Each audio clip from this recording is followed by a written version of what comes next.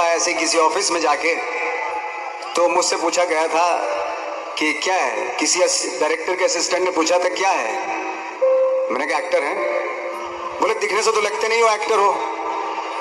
तो क्या होता था कि इंडस्ट्री में हमेशा ये चलन था कि एक्टर हीरो जो होता है वो 6 फुट का होता है और गोरा होता है और लंबा चौड़ा बल्ले छल्ले होते हैं। मतलब हम तो बस ऐसे ही चले गए थे, ऐसा समझता था वो।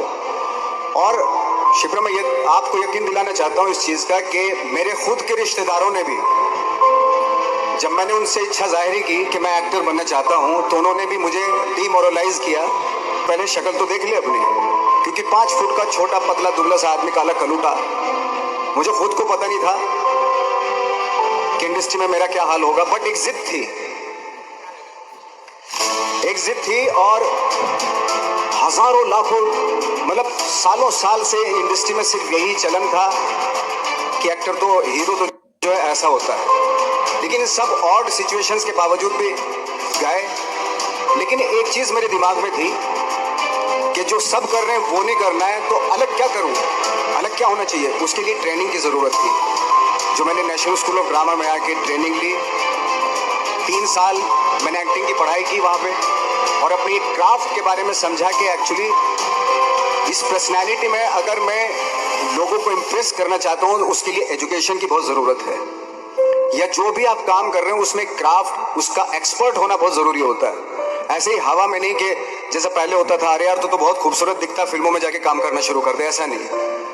किसी चीज़ को बारीकी से जानना, उसके लिए ट्रेनिंग की, एक्सपर्ट्स के एक्सपीरियंस की ज़रूरत होती है। तो मैंने ट्रेनिंग ली नेशनल स्कूल ऑफ ड्रामा से, और 2000 में मैं पहुंच गया मुंबई।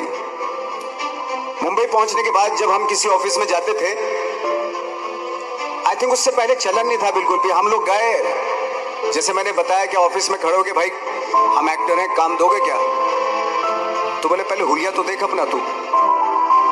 तो ये हर बार सुनने के लिए मिलता था, और वो बात भी सही थी, क्योंकि उससे पहले कभी कोई आपने देखा नहीं होगा कोई इतना बड़ा, कोई इतनी सी पर्सनैलिटी का 5 फुट 6 इंच का आदमी, पतला दुबला सा मरियल सा, कि कभी ये इस तरह के लोग एक्टर भी बन सकते हैं, हीरो भी बन सकते हैं, स्टार भी बन सकते हैं। ऐसा चलन था ही नहीं। मैं कॉन्फिडेंट था बिकॉज ऑफ माई ट्रेनिंग। मैंने ट्रेनिंग ली थी और अपनी क्राफ्ट के बारे में बहुत अच्छे से जानता था मैं, और उस चीज़ का सिर्फ कॉन्फिडेंस था मुझे कि आज नहीं तो कल नहीं तो परसों, या 10 साल या 20 साल या 30 साल के बाद नंबर ज़रूर आएगा मेरा। मैंने कभी भी अपने को टारगेट नहीं दिया मैंने कि अगर 2 साल ट्राई करके देखता हूँ, उसमें अगर हो गया तो ठीक है, वरना कोई दूसरा फील्ड अपना लूँगा। ऐसा कभी नहीं। जिस चीज़ का पैशन होता है, जज्बा होता है,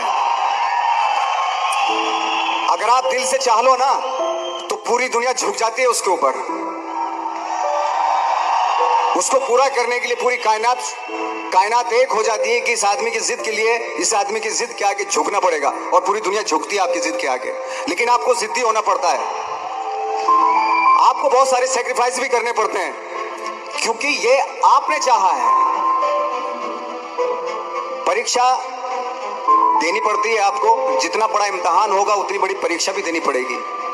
आसान काम नहीं है। छोटे छोटे टारगेट बनाएंगे तो छोटों में निपटारा हो जाएगा। हमेशा अपने आप को टारगेट बढ़ा दो, तो उसके लिए हमेशा अपने आप को अनकंफर्ट जोन में डालो, कि जो इम्पॉसिबल है उसको पॉसिबल करने की शिद्दत, पैशन आपके अंदर होना चाहिए, वो हो जाता है। आज जो दुनिया में इतने सारे एक्सपेरिमेंट हुए हैं, ये सिर्फ इसी बिना पे हुए हैं, पागलपन के जरिए ही हुए हैं ये सारे एक्सपेरिमेंट। एक मैंने कहीं सुना था कि जब आप एक्सपेरिमेंट करते हैं तो फेलियर भी होते हैं, कई बार फेलियर होते हैं। कोई एक एक्सपेरिमेंट करने के लिए, कोई एक चीज़ करने के लिए बहुत बार हमने भी झेला है, बहुत बार फेलियर हुए हम लोग। लेकिन एटलीस्ट हमें इतने सारे फेलियर होने से इतने तरीके पता चले कि इन तरीकों से सक्सेस नहीं मिल सकती। फॉर एग्जाम्पल, एडिसन ने जब बल्ब का आविष्कार किया तो 100 बार एक्सपेरिमेंट किए अपनी ज़िंदगी में।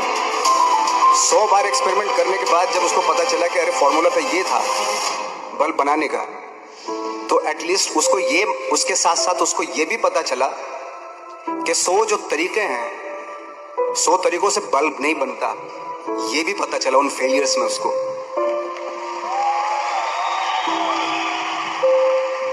जब हम लोग मुंबई आए तो हमें मालूम था हमारे पास पर्सनैलिटी नहीं है, हमारे पास बैक नहीं है, या हमारे फादर दादा परदादा तो फिल्म इंडस्ट्री में है नहीं, हम ही हैं। तो हमें क्या करना चाहिए? इसलिए लोगों के बीच में घुसे रहते थे, आम लोगों के बीच में घुसे रहते थे, उनका एक्सपीरियंस सुनते थे, उनको ऑब्जर्व करते थे। तो आई थिंक मेरे पास 15 साल तक 10-12 साल तक कोई काम नहीं था। जैसे आपने बताया कि बहुत ही 10-10 सेकंड के रोल करके घर में आके बैठ जाता, पूरे साल खाली बैठे रहते थे हम लोग। लेकिन एक चीज थी कि लोगों के बीच में रहते थे। लोगों के बीच में रहने से ये एहसास हुआ हमें कि तरह तरह के लोग हैं, लेकिन हमारी इंडस्ट्री में सिर्फ एक ही तरह की एक्टिंग होती है। हजारों करोड़ों लोग हैं इस दुनिया में, लेकिन एक्टिंग सिर्फ एक ही तरीके से होती है हमारे यहाँ। तो मुझे लगा यार ये मैं तो ट्रेन भी हूँ, मुझसे अपनी आर्ट भी आती है, और हजारों लोगों को मैं ऑब्जर्व भी कर रहा हूँ। ये तो सबसे अच्छा सूत्र है। इससे तो मैं बहुत कुछ कर जाऊंगा। तो जब ये सूत्र पता चला मुझे कि अब मैं ये जो हजारों लोगों को मैंने ऑब्जर्व किया है, अब जब भी मुझे कोई रोल मिलेगा उन्हीं में से वो एक इंसान होगा।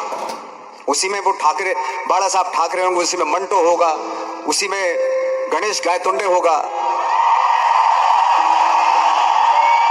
उसी में फैजल खान होगा, उसी में माजूमदार साहब होंगे। तो इस तरह के ये कब हुआ? जब हमने लोगों को ऑब्जर्व करना शुरू किया, लोगों के बीच में रहे। मैं 15 साल के बाद जो मेरी लाइफ थी जिसमें खाने तक को नहीं मिलता था, अब फॉर्चुनेट अपने आप को समझने लगा था कि थैंक गॉड कि मुझे ऐसे लोगों के बीच में मुझे रहने का मौका मिला। तो कभी भी आई थिंक मुझे लगता है कि कभी भी जब आप स्ट्रगल कर रहे होते हैं ना, वो एक मौका होता है आपके पास, वो एक चांस होता है आपके पास कि कैसे उसमें आप अपना ऑब्जर्वेशन, एक्सपीरियंस, जब आपको काम मिलेगा वो उसमें लगाएंगे आप। तो मेरी लाइफ बहुत ही, आज जब मैं सोचता हूँ कि यार ये तो बहुत ही अच्छा हुआ था जो 15, 10, 12 साल मैंने बिना काम के गुजारे, जो लोगों के बीच में रहा था, मैं आज वो काम आ रहा है मेरे। जहाँ जरा सा कोई कैरेक्टर मिलता है तो आदमी इसलिए कनेक्ट करता है उनसे कि उनको लगता है कि यार ये तो मेरे पड़ोस का ही, आसपास का ही ये बंदा। मैंने देखे इस तरह के लोग। आई थिंक यही हमारी सबसे बड़ी जीत है एज एन एक्टर।